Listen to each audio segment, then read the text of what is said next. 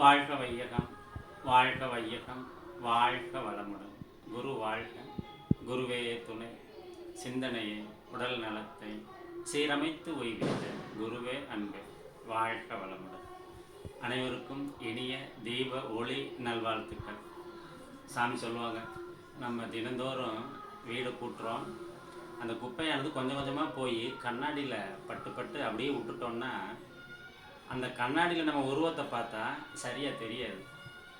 அப்போ அந்த கண்ணாடியை தொடச்சிக்கிட்டே டெய்லி நம்ம துடைக்க அந்த கண்ணாடி எப்போவுமே ஒரே மாதிரி இருக்கும். அதே போல் நம்ம வாழ்க்கையில் நிறைய நன்மை தீமை விஷயங்கள் எல்லாம் பார்த்துக்கிட்டே இருக்கிறோம். அப்போ அந்த நன்மை எடுத்துகிட்டு தீமையெல்லாம் நம்ம எப்படி கண்ணாடியை தினம் தொடச்சா அது நல்லா இருக்கோ, அதே போல் தேவையில்லாத எண்ணங்களோ தேவையில்லாத சிந்தனையோ நம்ம பார்த்தாலோ பேசினாலோ அதை ஆராய்ச்சி பண்ணி இது நமக்கு வேண்டாம் அப்படின்னு அன்னைக்கு நம்ம அதை நீக்கிட்டோம்னா ஒவ்வொரு நாளும் தீயவை நம்மகிட்ட விலகி நல்லவை எல்லாம் பெருகிக்கிட்டே இருக்கும். அப்போ அப்படி பெருக பெருக என்னாகும் அப்படின்னு பார்த்தீங்கன்னா, வாழ்க்கையில் எப்போவுமே ஒரு நிறை உணர்வோடு நிறை மனதோடு நல்ல சிந்தனைகளோடு ஒவ்வொரு நாளுமே நம்மளுடைய வாழ்க்கை மலர ஆரம்பிக்கும்.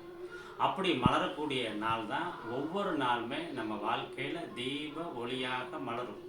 நமக்குள்ள தீய எண்ணங்கள்லாம் ஒன்றுமே இல்லாமல் நீக்கி எப்போவுமே பிரகாசமாக நல்ல எண்ணங்கள் உயர்ந்த எண்ணங்களோடு நம்ம வாழணும். அப்படின்னா தேவையில்லாததை நீக்கி தேவையுள்ளதை பெருக்கி வாழ்க்கை என்றும் நிறைவாக அமைய எல்லாம் வல்ல இறையர்களையும் குருவர்களையும் வாழ்த்தி வணங்கி இந்த அமர்வை நிறைவு செய்கின்றோம். வாழ்க வையகம், வாழ்க வையகம், வாழ்க வளம்.